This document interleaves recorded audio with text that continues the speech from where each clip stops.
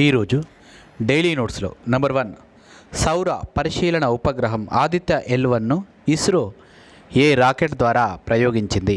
Number 2 Asia cup fives hockey tournament విజేత ఎవరు. Number 3 దేశంలో తొలిసారి ప్రైవేట్ సంస్థ ఆధ్వర్యంలో బంగారం మైనింగ్ ఏ జిల్లాలో ఏర్పాటు చేయనున్నారు.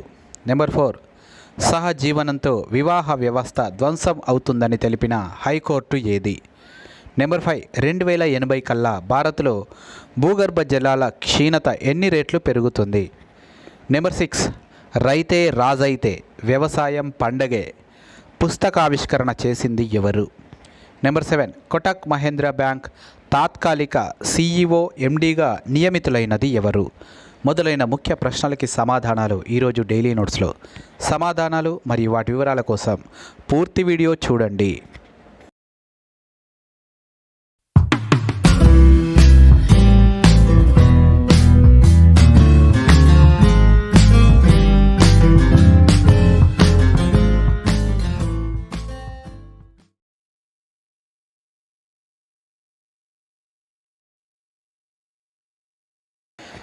Hi friends, daily notes current అఫైర్స్కి స్వాగతం. 3 సెప్టెంబర్ 2023 నాటి కరెంట్ అఫైర్స్ నిన్నటి విషయాలతో. డైలీ నోట్స్లో పేజీ నెంబర్ 1 సూర్యుని వైపు వడివడిగా నిర్ణీత భూకక్షలోకి ఆదిత్య L1 ఉపగ్రహం త్వరలోనే L1 బిందువు వద్దకు పయనం. భారత తొలి అంతరిక్ష ఆధారిత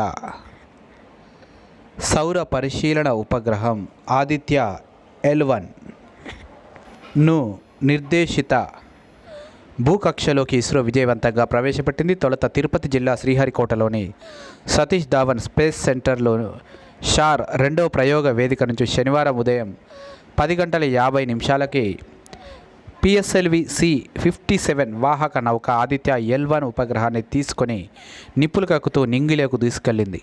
63 నిమిషాల సుదీర్ఘ ప్రయాణం అనంతరం 1480.7 కిలోల ఉపగ్రహాన్ని భూకక్షలో ప్రవేశపెట్టింది. 16 రోజుల పాటు ఈ కక్షలోనే ఉండనున్న ఆదిత్య L1 కొన్ని విన్యాసాలు చేపట్టడం ద్వారా వేగాన్ని పుంజుకుంటుంది. భూమికి 15 లక్షల కిలోమీటర్ల దూరంలో ఉన్న నిర్దేశిత L1 బిందువును చేరుకోవడానికి 125 రోజుల సుదీర్ఘ ప్రయాణాన్ని ప్రారంభిస్తుందని ప్రయోగ అనంతరం ఇస్రో ఒక ప్రకటనలో వెల్లడించింది. కేంద్ర శాస్త్ర సాంకేతిక శాఖ సహాయ మంత్రి జితేంద్ర సింగ్ షార్క్ విచ్చేసి ప్రయోగాన్ని వీక్షించారు. అనంతరం ఆయన శాస్త్రవేత్తలను ఉద్దేశించి మాట్లాడుతూ భారతదేశానికి ఇవి అద్భుత క్షణాలని కొనియాడారు. ఆదిత్య L1ను PSLV వాహక నౌక నిర్దిష్ట కక్షలోకి ప్రవేశపెట్టింది. ఇక్కడ గుర్తుంచుకోవాల్సినవి ఒకటేంటంటే భారత తొలి అంతరిక్ష ఆధారిత సౌర పరిశీలన ఉపగ్రహం అదే ఆదిత్య L1. ఆదిత్య L1ను నిర్దేశిత భూకక్షలోకి ఇస్రో విజయవంతంగా ప్రవేశపెట్టింది. ఇక రెండవది ఏంటంటే తిరుపతి జిల్లా శ్రీహరికోటలోని షార్ అంటే సతీష్ ధావన్ స్పేస్ సెంటర్ నుండి PSLV C-57 వాహక నౌక ఆదిత్య L1 ఉపగ్రహాన్ని నింగిలోకి తీసుకెళ్ళింది. ఇక మూడవది ఏంటంటే 63 నిమిషాల సుదీర్ఘ ప్రయాణం అనంతరం 1480.7 కిలోల ఉపగ్రహాన్ని భూకక్షలోకి ప్రవేశపెట్టింది. ఇక నాలుగో అంశం ఏంటంటే 16 రోజుల పాటు ఈ కక్షలోనే ఉండనున్న ఆదిత్య L1 కొన్ని విన్యాసాలు చేపట్టడం ద్వారా వేగాన్ని పుంజుకుంటుంది. ఇక ఐదో అంశం భూమికి 15 లక్షల కిలోమీటర్ల దూరంలో ఉన్న నిర్దేశిత L1 బిందువును చేరుకోవడానికి 125 రోజుల సుదీర్ఘ ప్రయాణాన్ని ప్రారంభిస్తుంది ఆదిత్య L1. పేజీ నెంబర్ 2 హాకీలో కొట్టేశారు భారత్దే ఆసియా కప్ ఫైనల్లో పాక్పై గెలుపు. ఆసియా కప్ క్రికెట్లో పాకిస్తాన్ మ్యాచ్ వర్షార్పణమైంది. హాకీలో మాత్రం ఆఖరి వరకు ఉత్కంఠభరితంగా సాగింది. పురుషుల ఆసియా కప్ ఫైవ్స్ హాకీ టోర్నమెంట్లో భారత్ షూటౌట్లో పాక్ను ఓడించి టైటిల్ అందుకుంది. శనివారం ఫైనల్లో నిర్ణీత సమయంలో రెండు జట్లు 4-4తో సమానంగా నిలిచాయి. అబ్దుల్ రెహమాన్ గోలుతో పాక్ 1-0తో నిలిచిన వెంటనే పుంజుకున్న భారత్ జుగ్ రాజ్ మనిందర్ సింగ్ సఫలం కావడంతో 2-1 ఆధిక్యంలోకి వెళ్ళింది. కానీ పాక్ తగ్గలేదు. అబ్దుల్ హయత్ హర్షద్ స్వల్ప వ్యవధిలో చేసిన గోల్స్తో 4-2తో ఆధిక్యంలోకి దూసుకెళ్లింది. ధీటుగా స్పందించిన భారత్ రహీల్ మెరవడంతో స్కోరు సమం చేసింది. ఆ తర్వాత నిర్ణీత సమయంలో రెండు జట్లు మరో గోల్ సాధించకపోవడంతో మ్యాచ్ షూటౌట్కి వెళ్ళింది. షూటౌట్లో పాక్ తరఫున అర్షద్, ముర్తజా విఫలం కాగా గుర్జోత్ సింగ్, మనిందర్ సింగ్ గోల్స్ చేయడంతో భారత్ విజేతగా నిలిచింది. అంతకుముందు సెమీఫైనల్లో భారత్ 10-4తో మలేషియాను చిత్తు చేసింది. వచ్చే ఏడాది జరిగే హాకీ ఫైవ్స్ ప్రపంచ కప్కు కూడా అర్హత సాధించింది. ఇక దీనిలో గుర్తుంచుకోవాల్సిన విషయాలు ఒకటేంటంటే Asia cup fives hockey tournament విజేతగా భారత్ నిలిచింది. రెండో అంశం ఏంటంటే ఫైనల్లో షూటౌట్లో పాకిస్తాన్పై గెలిచింది. ఇక మూడో అంశం ఏంటంటే దీంతో వచ్చే ఏడాది జరిగితే హాకీ ఫైవ్స్ ప్రపంచ కప్కి భారత్ అర్హత సాధించడం అనేది జరిగింది.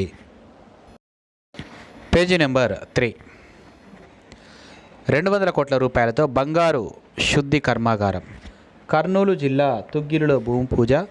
దేశంలోనే తొలిసారి ప్రైవేట్ సంస్థ ఆధ్వర్యంలో బంగారం మైనింగ్. కర్నూలు జిల్లా జొన్నగిరిలో 200 కోట్ల రూపాయలతో బంగారు శుద్ధి కర్మాగారం ఏర్పాటు చేస్తున్నామని, వచ్చే ఏడాది సెప్టెంబర్ కల్లా నిర్మాణం పూర్తి చేస్తామని జియో మైసూర్ సంస్థ ఎండి హనుమప్రసాద్ తెలిపారు. తుగ్గిలి మండలం జొన్నగిరి గోల్డ్ ప్రాజెక్టులో భాగంగా బొల్లవానిపల్లి గ్రామ సమీపంలో 30 ఎకరాల్లో నిర్మిస్తున్న ఈ కర్మాగారానికి సంస్థ ప్రతినిధులు చార్లెస్ డేవన్నీస్, హనుమప్రసాద్, మానస్ రంజన్ తదితరులు శనివారం భూమి పూజ చేశారు. జొన్నగిరి పడిగిరాయి రెవెన్యూ పొలాల్లో బంగారు గనుల తవ్వకాలకు జియో మైసూర్ సంస్థ ప్రభుత్వ అనుమతులు తీసుకున్న విషయం తెలిసిందే. దేశంలో ప్రైవేట్ సంస్థ ఆధ్వర్యంలో జరుగుతున్న మొదటి బంగారు గనుల తవ్వకాలు ఇవేనని హనుమప్రసాద్ పేర్కొన్నారు. రోజుకు 1500 టన్నుల ముడి ఖనిజం శుద్ధి చేసే సామర్థ్యంతో ఈ కర్మాగారాన్ని నిర్మిస్తున్నామని వివరించారు. ఇప్పటికే సంస్థ నుంచి స్థానికంగా 100 మంది యువతకు ఉద్యోగాలు ఇచ్చామని, ప్లాంట్ ప్రారంభమైతే మరో 200 మందికి ఉపాధి లభించే అవకాశం ఉందన్నారు. ఈ ప్రాంతంలో 1500 ఎకరాల్లో బంగారు నిక్షేపాలు ఉన్నాయని, ఇప్పటికే రైతుల నుంచి 100 ఎకరాల భూమిని కొనుగోలు చేశామని పేర్కొన్నారు. ఇక్కడ గుర్తుంచుకోవాల్సిన అంశాలు ఏంటంటే నెంబర్ 1, 200 కోట్ల రూపాయలతో బంగారు శుద్ధి కర్మాగారం కర్నూలు జిల్లా తుగ్గిలిలో భూమి పూజ చేయడం జరిగింది. 200 కోట్ల బంగారు శుద్ధి కర్మాగారానికి. ఇక రెండవది ఏంటంటే దేశంలోనే తొలిసారి ప్రైవేట్ సంస్థ ఆధ్వర్యంలో బంగారం మైనింగ్ అనేది జరుపుతున్నారు. ఇక మూడవది ఏంటంటే కర్నూలు జిల్లా జొన్నలగిరిలో 200 కోట్ల రూపాయలతో బంగారు శుద్ధి కర్మాగారం ఏర్పాటు చేస్తున్నామని, వచ్చే ఏడాది సెప్టెంబర్ కల్లా నిర్మాణం పూర్తి చేస్తామని చెప్పారు. జియో మైసూర్ సంస్థ ఎండి హనుమప్రసాద్ తెలియజేయడం అనేది జరిగింది. Page number 4. సహజీవనంతో వివాహ వ్యవస్థ ధ్వంసం. అలహాబాద్ హైకోర్టు వ్యాఖ్య. సహజీవన సంబంధాలపై అలహాబాద్ హైకోర్టు ఘాటు వ్యాఖ్యలు చేసింది. భారత్లోని వివాహ వ్యవస్థను ఒక క్రమంలో ధ్వంసం చేసేలా ఈ సహజీవన వ్యవస్థ పనిచేస్తుందని ఆందోళన వ్యక్తం చేసింది. అత్యాచార ఆరోపణలు ఎదుర్కొంటున్న సహజీవన భాగస్వామికి బెయిల్ మంజూరు చేస్తూ పై విధంగా స్పందించింది. ఒక వ్యక్తికి వివాహ వ్యవస్థ అందించే సామాజిక భద్రత, అంగీకారం, స్థిరత్వం సహజీవన సంబంధాలు అందించవు. ప్రతి సీజన్లో భాగస్వామిని మార్చే ఈ క్రూరమైన భావన ఒక స్థిరమైన, ఆరోగ్యవంతమైన సమాజ లక్షణంగా పరిగణించలేం. వివాహ వ్యవస్థ కనుమరుగైన తర్వాతే మన దగ్గర ఈ బంధం సాధారణం అవుతుంది. వివాహ వ్యవస్థలో భాగస్వామితో నిజాయితీగా లేకపోవడం, సహజీవన సంబంధాలు కలిగి ఉండడం ప్రగతిశీల సమాజానికి సూచనలుగా చలామణి అవుతున్నాయి. ఇలాంటి ధోరణికి యువత ఆకర్షితులు కావడం పెరుగుతుంది. ఈ తీరుతో దీర్ఘకాలంలో చోటు చేసుకునే పరిణామాల పట్ల అవగాహన లేకపోవడమే అందుకు కారణమని అలహాబాద్ హైకోర్టు వ్యాఖ్యానించింది. పెళ్లి చేసుకుంటానని నమ్మించి ఇచ్చిన మాట తప్పాడని ఉత్తరప్రదేశ్కి చెందిన 19 ఏళ్ల యువతి తన సహజీవన భాగస్వామిపై కేసు పెట్టింది. తాను గర్భవతినని, తనతో అతని వివాహానికి అంగీకరించడం లేదని అందులో పేర్కొంది. అత్యాచార ఆరోపణలు కూడా చేసింది. ఈ కేసులో నిందితుడికి బెయిల్ మంజూరు చేస్తూ కోర్టు పై వ్యాఖ్యలు చేసింది. ఇక్కడ గుర్తుంచుకోవాల్సినవి ఒకటేంటంటే సహజీవన సంబంధాలపై అలహాబాద్ హైకోర్టు ఘాటు వ్యాఖ్యలు చేసింది. ఇక రెండవది ఏంటంటే సహజీవనంతో వివాహ వ్యవస్థ ధ్వంసం అవుతుందని కూడా తెలియజేయడం జరిగింది అలహాబాద్ హైకోర్టు. Page number 5. భారత్లో అడుగంటనున్న భూగర్భ జలాలు. భూతాపం కారణంగా వర్షపాతంలో వస్తున్న మార్పులు భారతీయ రైతులను భూగర్భ జలాలపై అధికంగా ఆధారపడేలా చేస్తున్నాయి. ఈ పరిస్థితి ఇలాగా కొనసాగితే 2080 కల్లా భూగర్భ జలాల క్షీణత 3 రెట్లు పెరుగుతుందని అమెరికాలోని మిషిగన్ వర్సిటీ పరిశోధకులు హెచ్చరించారు. దీనివల్ల ఆహార భద్రత, జలభద్రత దెబ్బతింటాయి. భూగర్భ జలాలు హరించకపోతే దేశ జనాభాలో 3వ వంతు మందికి జీవనాధారం దెబ్బతింటుందని తెలిపారు. ప్రపంచంలో అత్యధిక భూగర్భ జలాలు వినియోగించేది భారత్లోనే. ఇతర దేశాలకు పెద్ద ఎత్తున ఆహార ధాన్యాలను ఎగుమతి చేస్తూ ప్రపంచ ఆహార భద్రతకు తోడ్పడుతుంది. భూతాపం వల్ల తేమ హరించుకుపోయి పంటలకు మరింత ఎక్కువ నీరు అవసరమవుతుంది. దాంతో భూగర్భ జలాలను ఇంకా ఎక్కువగా తోడేయటం జరుగుతుందని మిషిగన్ వర్సిటీకి చెందిన మేహా జైన్ వివరించారు. దక్షిణ మధ్య భారత రాష్ట్రాల్లో భూగర్భ జలాల తవ్వకం ఎక్కువ కానుందని ప్రధాన అధ్యయనకర్త నిషాన్ భట్టారాయ్ హెచ్చరించారు. ఇక్కడ మనం గుర్తుంచుకోవాల్సినవి ఒకటేంటంటే 2080 కల్లా భారత్లో భూగర్భ జలాల క్షీణత 3 రెట్లు పెరుగుతుంది. నెంబర్ 2 ఏంటంటే అమెరికాలోని మిషిగన్ వర్సిటీ పరిశోధకులు హెచ్చరిక చేయడం జరిగింది దీనికి సంబంధించి. ఇక మూడవది ఏంటంటే ప్రపంచంలో అత్యధిక భూగర్భ జలాలు వినియోగించుకునేది భారత్లోనే. భారతదేశంలోనే. Page number 6. రైతే రాజైతే పుస్తకావిష్కరణ. వైఎస్ సేవలను కొనియాడిన దిగ్విజయ్ సింగ్. దివంగత వైఎస్ రాజశేఖర రెడ్డి ముక్కుసూటు మనిషి అని మధ్యప్రదేశ్ మాజీ సీఎం దిగ్విజయ్ సింగ్ అన్నారు. ఆయన యుక్త వయసు నుంచే కాంగ్రెస్ పార్టీలో ఎంతో కీలకంగా పనిచేశారన్నారు. కాంగ్రెస్ సీనియర్ నేతలు కేవీపీ రామచంద్రరావు, రఘువీరారెడ్డిలు రచించి ఎంఎస్కో పబ్లిషర్స్ ప్రచురించిన రైతే రాజైతే వ్యవసాయం పండుగ పుస్తకాన్ని ప్రముఖ పాత్రికేయులు పాలగుమ్మి సాయినాథ్, సుప్రీంకోర్టు మాజీ న్యాయమూర్తి justice B Sudarshan Reddy, TPCC అధ్యక్షుడు రేవంత్ రెడ్డి, ఏపీసీసీ అధ్యక్షుడు గిడుగు రుద్రరాజు, తెలంగాణ సీఎల్పీ నేత మల్లు బట్టి విక్రమార్క, సిపిఐ జాతీయ కార్యదర్శి నారాయణ, ఎంఎస్కో అధినేత విజయ్ కుమార్లతో పాటు సీనియర్ నేతలు వైఎస్ మంత్రివర్గంలో పనిచేసిన వారితో కలిసి దిగ్విజయ్ సింగ్ ఆవిష్కరించారు. హైదరాబాద్లో శనివారం జరిగిన కార్యక్రమంలో ఆయన మాట్లాడుతూ వైఎస్తో తన అనుబంధం విడదీయరానిదన్నారు. రఘువీరారెడ్డి మాట్లాడుతూ వైఎస్ మృతి చెందిన కేవీపీ ఇంకా ఆయనతోనే కొనసాగుతున్నారని, అందుకు నిదర్శనమే పుస్తకావిష్కరణ అన్నారు. ఈ సందర్భంగా వైఎస్పై రూపొందించిన డాక్యుమెంటరీని ప్రదర్శించారు. ఉత్తమ్ కుమార్ రెడ్డి, పొన్నాల లక్ష్మయ్య, ఉండవల్లి అరుణ్ కుమార్, ఆనం రామనారాయణ రెడ్డి, జీవన్ రెడ్డి, కోదండరెడ్డి, చిన్నారెడ్డి, సురేష్ రెడ్డి, మాజీ డీజీపీ ఎస్ఎస్పి యాదవ్ తదితరులు పాల్గొన్నారు. ఇక్కడ మనం గుర్తుంచుకోవాల్సిన అంశాలు ఒకటేంటంటే హైదరాబాద్లో రైతే రాజైతే వ్యవసాయం పండుగే పుస్తకావిష్కరణ జరిగింది. ఇక రెండవది ఏంటంటే దీన్ని రచించినది కాంగ్రెస్ సీనియర్ నేతలైనటువంటి కేవీపీ రామచంద్రరావు, అదేవిధంగా రఘువీరారెడ్డిలు. ఇక మూడవది ఏంటంటే వైఎస్ రాజశేఖర రెడ్డిపై ఎంఎస్కో పబ్లిషర్స్ ప్రచురించిన పుస్తకం ఇది. వైఎస్ రాజశేఖర రెడ్డిపై ఎంఎస్కో పబ్లిషర్స్ రచించిన పుస్తకం ఇది. ఇక నాలుగవది ఏంటంటే మధ్యప్రదేశ్ ముఖ్యమంత్రి దిగ్విజయ్ సింగ్చే ఈ ఆవిష్కరణ అనేది జరిగింది. ఈ పుస్తకావిష్కరణ అనేది జరిగింది. ఆ పుస్తకమే రైతే రాజైతే వ్యవసాయం పండుగే. Page number 7.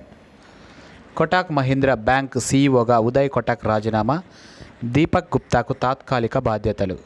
Kotak Mahindra bank managing director, ముఖ్య కార్యనిర్వాహక అధికారి ఉదయ్ కోటక్ రాజీనామా చేశారు.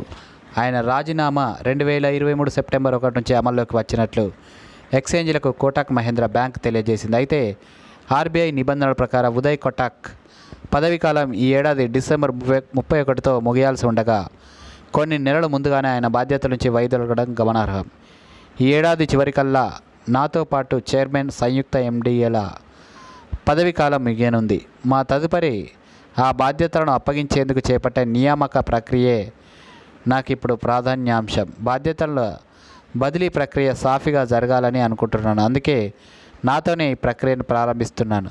స్వచ్ఛందంగా సీఈఓ బాధ్యతల నుంచి వైదొలుగుతున్నాను అని ఎక్స్ ప్లాట్ఫామ్ ద్వారా ఉదయ్ కొటక్ తెలియజేశారు.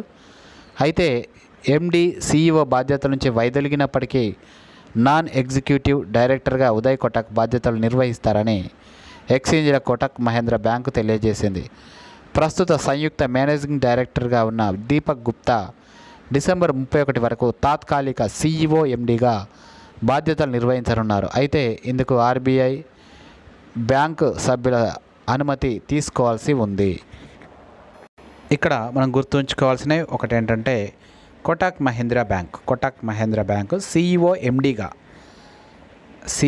ఎండీగా ఉదయ్ కొటక్ రాజీనామా చేయడం జరిగింది. ఇక రెండవది ఏంటంటే ఆయన నాన్ ఎగ్జిక్యూటివ్ డైరెక్టర్గా బాధ్యతలు నిర్వహించనున్నారు. ఇక మూడవది ఏంటంటే తాత్కాలిక సీఈఓ, ఎండీగా దీపక్ గుప్తా నియామకం అవుతున్నారు. తాత్కాలిక సీఈఓ, ఎండీగా దీపక్ గుప్తా నియామకం కానున్నారు. ఈరోజు ప్రశ్నలు జవాబులు. నంబర్ 1, సౌర పరిశీలన ఉపగ్రహం ఆదిత్య L1ను ఇస్రో ఏ రాకెట్ ద్వారా ప్రయోగించింది? దీనికి సమాధానం PSLV-C57. Number 2, Asia cup 5 hockey tournament విజేత ఎవరు? దీనికి సమాధానం భారత్. నెంబర్ 3, దేశంలోనే తొలిసారి ప్రైవేట్ సంస్థ ఆధ్వర్యంలో బంగారం మైనింగ్ ఏ జిల్లాలో ఏర్పాటు చేయనున్నారు? దీనికి సమాధానం కర్నూలు జిల్లా.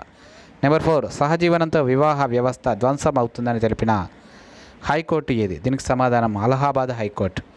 నెంబర్ 5, 2080 కల్లా భారత్లో భూగర్భ జలాల క్షీణత ఎన్ని రెట్లు పెరుగుతుంది? దీనికి సమాధానం 3 రెట్లు. నెంబర్ 6, రైతే రాజైతే వ్యవసాయం పండుగ పుస్తకావిష్కరణ చేసింది ఎవరు? దీనికి సమాధానం MP CM Digvijay Singh. Number 7, Kotak Mahindra bank తాత్కాలిక సీఈఓ, ఎండీగా నియమితులైనది ఎవరు? దీనికి సమాధానం దీపక్ గుప్తా.